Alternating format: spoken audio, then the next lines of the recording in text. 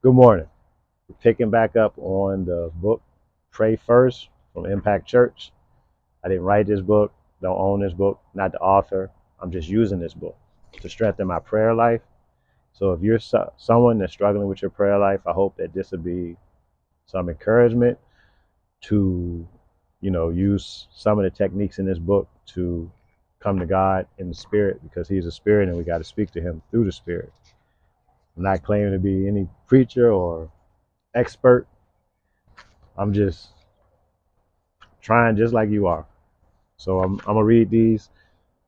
I was in the part where they're talking about using different scriptures to pray, praying scripture. It's a method where we can use different scriptures to strengthen our prayer life. And I'm gonna pick up where I left off.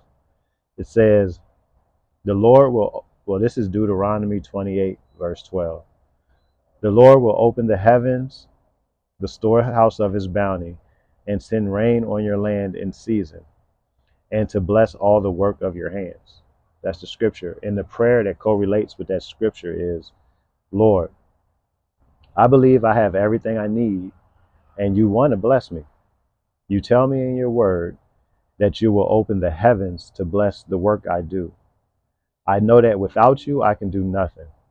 I ask that you will open the heavens and pour out your blessings and power over me. I give my work and my efforts to you, and I ask you for favor and blessings in anything my hands touch. And then it says surrender specific areas to him. May it may it be for your glory alone, so that others may see your power and your goodness at work. That's a good prayer associated with that scripture. Here's the next scripture is Romans chapter 8, verse 38 and 39. It says, For I am convinced that neither death nor life, neither angels nor demons, neither present nor future, nor any powers, neither height nor depth, nor anything else in all creation will be able to separate us from the love of God that is in Christ Jesus our Lord. And the prayer that's associated with that one is, God, I am in awe with your love for me. You are so great, and I am so small. You love me fully. I remind my soul today that nothing can separate me from your love. I am so grateful. There is nothing I can do to win or lose your love. You love me without condition because I know nothing on earth, in time or space, or anything in existence can separate me from your love. And I will live confidently and peacefully, knowing I have always been and always will be fully loved by you. That's a nice prayer. The second one, the next scripture is coming from Isaiah, the book of Isaiah, chapter 54, verse 17. What that says is, I like this one. This is one my grandma used to say all the time.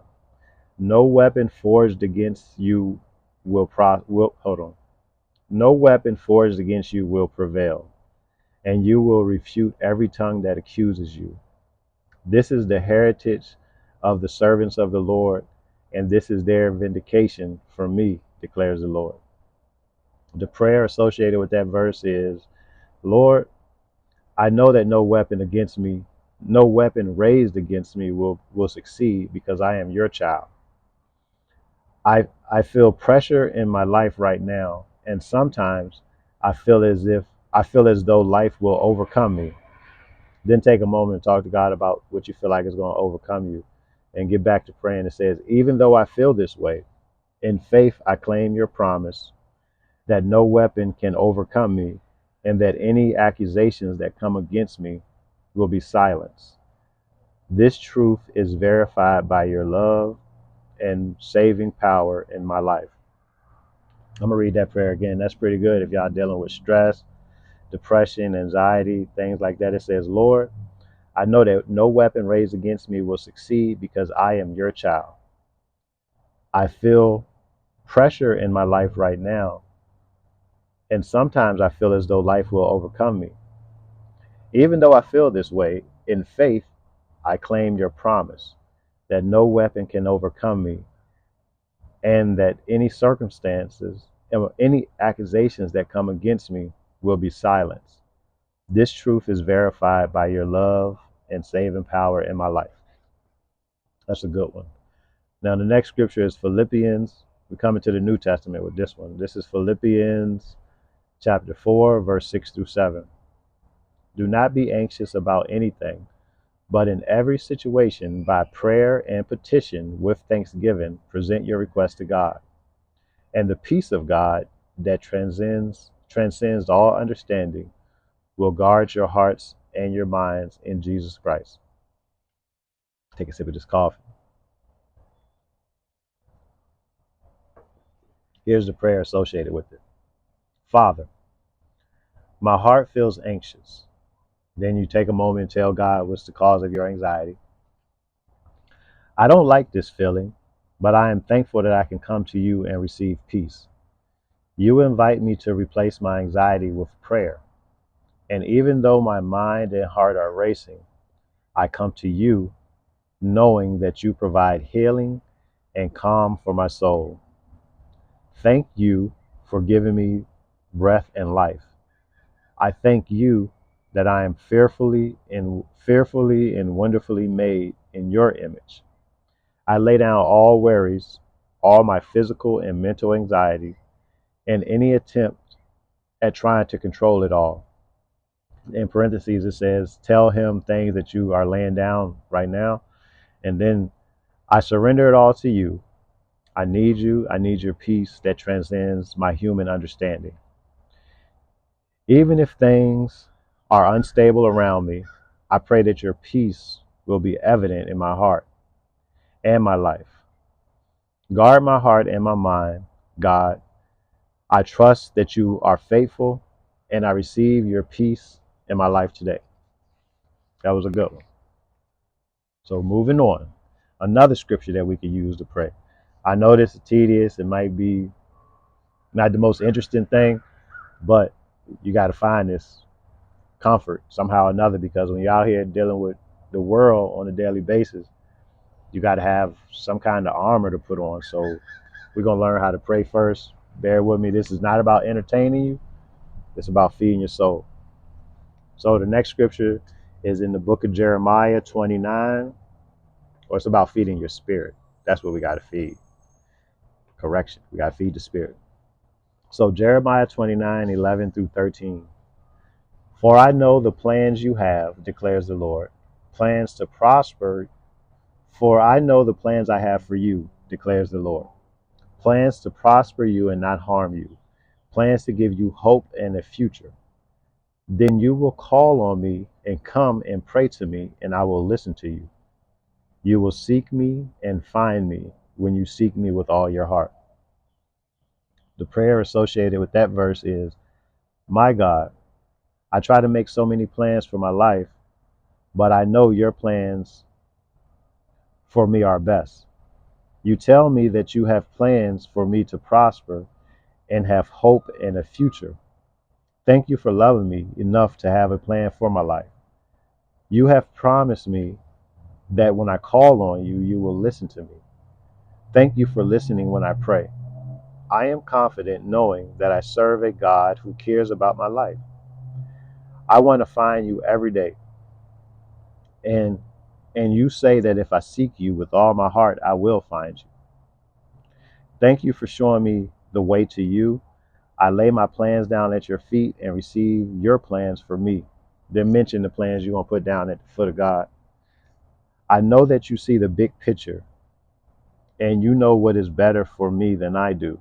I trust you and I ask you to guide me towards your plans. Next scripture is in Hebrews. Hebrews chapter 13, verse 5. Never will I leave you or forsake you. Father, I am so comforted by the fact that you will never leave me. You are always with me, and I am safe with you. As I go through my life and take on each new situation, I am comforted by knowing that I'm not alone because you are by my side. Help me feel your presence. When I feel uncertain or afraid, I pray you will comfort me through your Holy Spirit and remind me that I am never alone because you, the Almighty God, have promised to always be with me. That's a good prayer if you're feeling lonely or lost. All right, so continuing on, the next scripture is Matthew chapter 11, 28 through 30.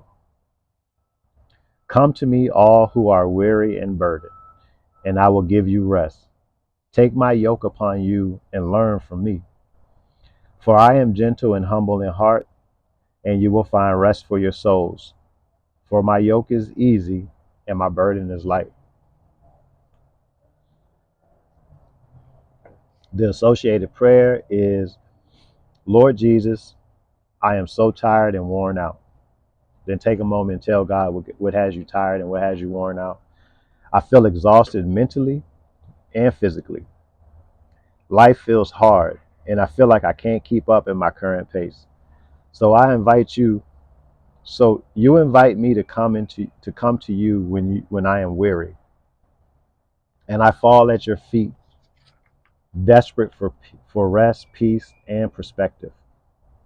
Show me where I am trying to do things on my own. Show me where I need to rest instead of strive. Teach me your ways. Show me how to walk in gentleness, humility, and rest. I know your ways are higher than my ways, and I pray that you will transform my heart and mind to be more like you. We got two more. The next scripture is Psalms 91, which is one of my favorite chapters. I always want to do a video on Psalms 91. Psalms 91 says, whosoever dwells in the shelter of the Most High will rest in the shadow of the Almighty. I will say of the Lord, he is my refuge and my fortress, my God in whom I trust. The prayer associated with that is, God, I claim that I dwell in your shelter, the Most High God, and I rest in your shadow, the Almighty One. I claim that you alone are my refuge and my fortress. You are my God and I trust you. When I face anything that brings me uncertainty or fear, and confess to him the things that bring you uncertainty and fear, I know that I can come to you as my safe place. Thank you for your strength and protection in my life. Last one is Psalms 145, verse 13 to 14. The Lord is trustworthy in all his promises and faithful in all he does. The Lord upholds all who fall and lifts up all who's bowed down. So the prayer associated is, Almighty God, as I claim the promise in your word through my prayer time, I praise you for your character. Trustworthy, faithful, that is who you are. I thank you that I can trust you to be faithful to me. I know that when I come to you with humility and in a surrendered heart, you will lift me up. So that's the section on using scripture to pray from the Prayer First book. I appreciate y'all on this journey. I'm just trying to give you some ammunition to use in your prayer life. Put some more weapons in your toolbox. With this, we read the scripture, then gave you a prayer to use with that scripture. Sometimes, I don't know if you like me, but sometimes you just been praying the same thing over and over. So we can come back and listen to this. You can pray with me, or you can put it in your own words. You can pray for me. Pray for yourself, pray for your family, but just thank God for what he's doing. Thank the Impact Church for this book, and join me for the next chapter. I don't know if it's going to be tomorrow or day after tomorrow, but we out here. Peace.